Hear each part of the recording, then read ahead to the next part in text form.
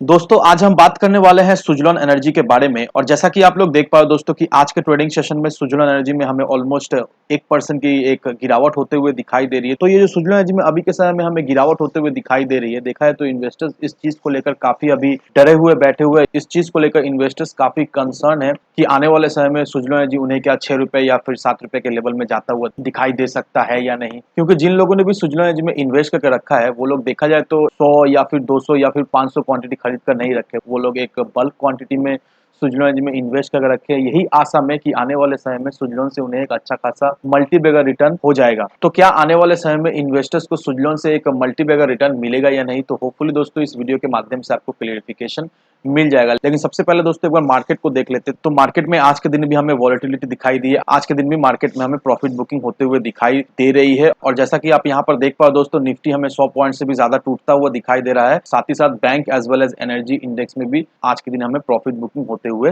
दिखाई दे रही है। अब मार्केट में किस वजह से हमें गिरावट होते हुए दिखाई दे रही है ये हमें भले भांति पता ही है। और वहीं अगर आप एफआईआईएस के डेटा को देखोगे दोस्तों, तो यहाँ पर देखो दोस्तों एफआईआईएस लगातार सेलिंग पे सेलिंग किए जा रहे हैं। ऑलमोस्ट हर एक दिन हम यही देख पा रहे हैं कि एफआईआईएस लगातार सेलिंग पे सेलिंग किए जा रहे हैं। और अगर आप सुजलॉन एनर्जी के डेटा को देखोगे दोस्तों, तो यहाँ पर देखो दोस्तों सुजलॉन एनर्जी में एफआईआईएस का एक बहुत ही अहम भूमिका है। क्योंकि अगर आप यहाँ पर इस डेटा को देखोगे तो यहाँ पर एक चीज हमें क्लियरली दिखाई दे रही है कि एफआईआईएस का सुजलॉन एनर्जी में होल्डिंग्स हमें अच्छा खासा दिखाई दे रहा है। ऑलमोस्ट हर एक क्वार्टर में एफआईआईएस का होल्डिंग्स हमें सुजलॉन एनर्जी में बढ़ता हुआ दिखाई दिया। और अभी जिस तरह से एफआईआईएस सेलिंग करते हुए हमें दिखाई दे रहे दोस्तों, इसके वजह से भी हम लोग ये कह सकते हैं कि सुजलॉन एनर्जी अभी के समय में हमें वीक दिखाई दे रहा है। क्योंकि एफआईआईएस हमें लगातार सेलिंग पे सेलिंग करते हुए दिखाई दे रहे हैं। एफआईआईएस के द्वारा कोई कुछ खास बड़ा डील हमें होता हुआ नहीं दिखाई दे रहा है। साथ ही साथ मार्केट भी हमें सपोर्ट करता हुआ नहीं दिखाई दे रहा, मार्केट पे भी हमें नेगेटिविटी दिखाई दे रही है। और ये सारे फैक्टर की वजह से सुजलॉन एनर्जी का स्टॉक अभी के समय में हमें वीक दिखाई दे रहा है। अभी के समय में सुजलॉन एनर्जी में हमें गिरावट होते हुए दिखाई दे रही है। और दोस्तों पिछले कई सारे वीडियो में मैंने आपको बहुत सारे आर्टिकल्स दिखाया रेफरेंस के तौर पर, और उन सारे आर्टिकल में एक चीज कॉमन था कि सुजलॉन एनर्जी अभी के समय में बुलिश है। 2023 का सुजलॉन एनर्जी एक मल्टीबैगर स्टॉक रहने वाला है। कई सारे एक्सपर्ट्स ने सुजलॉन को लेकर अपना ओपिनियन भी इन्वेस्टर्स के सामने रखा, और जितने भी एक्सपर्ट ने जो जो ओपिनियन दिया है वो सारा ओपिनियन देखा है तो हमें पॉजिटिव ही संकेत दे रही थी। लेकिन जैसे ही मार्केट का संतुलन हमें बिगड़ता हुआ दिखाई दिया, उसके साथ साथ सुजलॉन का रैली भी हमें थमता हुआ दिखाई दिया, सुजलॉन में फिर से हमें गिरावट भी होते हुए दिखाई। लेकिन दोस्तों आपको ये भी एक चीज का ध्यान रखना है कि 2023 में सुजलॉन एनर्जी का परफॉर्मेंस हमें अच्छा दिखाई देने वाला है। और एज पर एक्सपर्ट्स 2023 का जो सुजलॉन का जो टारगेट रहेगा वो कहीं ना कहीं 20 रुपए के लेवल के इर्द गिर्द सुजलॉन का टारगेट रहने वाला है। तो अगर आप सुजलॉन को लेकर कंसर्न हो कि क्या सुजलॉन एनर्जी में इसी तरह की वॉलेटिलिटी दिखाई देगी, सुजलॉन एनर्जी में आने वाले समय में और भी हमें गिरावट होते हुए दिखाई देगी, तो ये जो भी आपका डर है दोस्तों, आपको बिल्कुल ही घबराना है नहीं। आपको जस्ट सुजलॉन को होल्ड करके रखना है और 2023 में सुजलॉन से आपको एक अच्छा खासा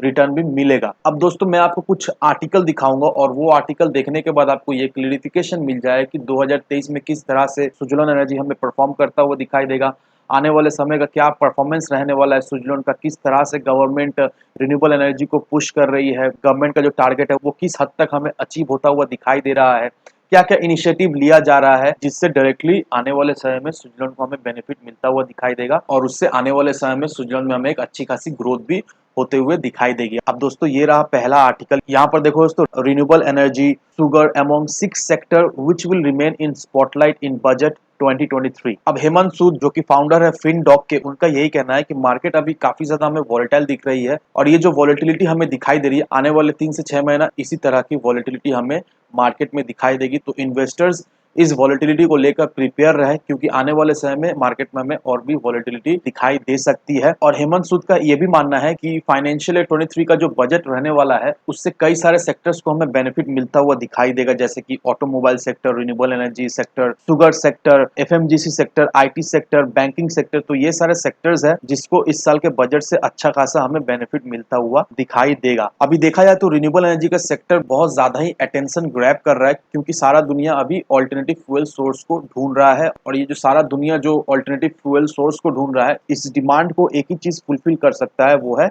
रिन्यूएबल एनर्जी। और इसके वजह से रिन्यूएबल एनर्जी देखा जाए तो अभी स्पॉटलाइट में है। और अभी के समय में रिन्यूएबल एनर्जी का जो कैपेसिटी है वो हमें डबल होता हुआ दिखाई दे रहा है इंडिया में, क्योंकि देखा जाए तो इसमें गवर्नमेंट का एक बहुत बड़ा ही सपोर्ट हमें आता हुआ दिखाई दे रहा है। गवर्नमेंट के द्वारा EPC projects as well as energy generation and transmission projects भी आता हुआ हमें दिखाई दे रहा है। और इसके वजह से जो मार्च 2014 में जो एनर्जी जो जनरेट होता था रिन्यूएबल एनर्जी से, वो 76.6 गीगावाट्स का हमें दिखाई दे रहा था, लेकिन दिसंबर 2021 तक ये कैपेसिटी हमें बढ़कर 151.4 गीगावाट तक बढ़ता हुआ दिखाई दे रहा है। और अभी देखा है तो रिन्यूएबल एनर्जी को रैंप अप करने के लिए गवर्नमेंट का बहुत ज्यादा ही एम्बिशियस अभी प्लान है। 2030 तक गवर्नमेंट जो है वो 500 गीगावाट्स का कैपेसिटी बढ़ाकर करना चाहता है। तो आप देख लो दोस्तों, गवर्नमेंट का जो प्लान है वो काफी ज्यादा एम्बिशियस है, और जिस तरह से रिन्यूएबल एनर्जी सेक्टर में हमें ग्रोथ होता हुआ दिखाई दे रहा है, जिस तरह से power transmission as well as नए नए प्रोजेक्ट्स भी आते हुए हमें दिखाई दे रहे हैं, जिससे आने वाले समय में रिन्यूएबल एनर्जी के सेक्टर में हमें एक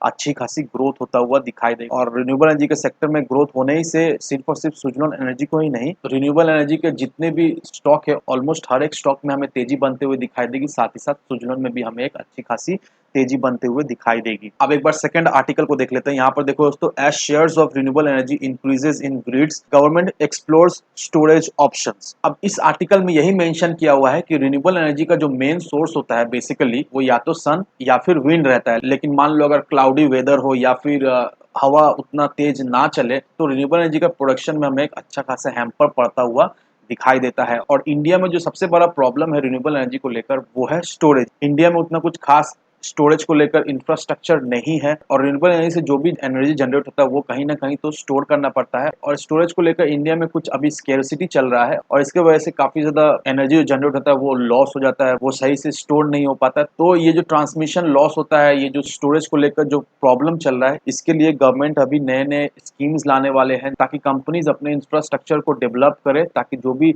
एनर्जी जनरेट होता है वो सही से स्टोर हो और ट्रांसमिशन लॉस ना हो। तो अभी गवर्नमेंट का ये भी एक प्लान है स्टोरेज के ऊपर काम करने के लिए, ताकि सारा चीजें जो है वो एफिशिएंटली काम करे, और जो भी दिक्कत आ रही है इस इंडस्ट्री में वो जल्द से जल्द रिजॉल्व हो जाए, ताकि गवर्नमेंट का जो प्लान है वो जल्द से जल्द अचीव हो। और अगर आप यहाँ पर इस चार्ट को देखोगे दोस्तों, तो यहाँ पर देखो दोस्तों, विंड एनर्जी जो है वो सेकंड लार्जेस्ट सोर्स है इलेक्ट्रिसिटी का। यहाँ पर देखो दोस्तों, जो विंड एनर्जी का जो मार्केट कैप है वो हमें 26.8% का दिखाई दे रहा है। तो विंड एनर्जी का देखा जाए तो एक बहुत ही बड़ा मार्केट है इंडिया में, और धीरे धीरे करके इसे, लेकिन अभी सभी लोग इसे अपना रहे हैं, और जिस तरह से गवर्नमेंट रिन्यूएबल एनर्जी को पुश कर रही है, नो डाउट दोस्तों, ये जो अभी सेकंड पोजीशन जो होल्ड कर रहा है, इसे फर्स्ट पोजीशन होल्ड करने में ज्यादा समय नहीं लगने वाला है। अब अगर हम लोग सुजलॉन एनर्जी की तरफ जाए तो इंडिया में देखा है तो सुजलॉन एनर्जी का मार्केट अच्छा खासा है। बड़े बड़े कंपनी से सुजलॉन एनर्जी को ऑर्डर्स मिलता है, सुजलॉन एनर्जी उस ऑर्डर को फुलफिल करता है। सर्विसिंग बिजनेस भी सुजलॉन एनर्जी का अच्छा खासा हमें चलते हुए दिखाई दे रहा है, और अभी देखा है तो धीरे धीरे करके ही सही, लेकिन सुजलॉन एनर्जी का बैलेंस शीट भी हमें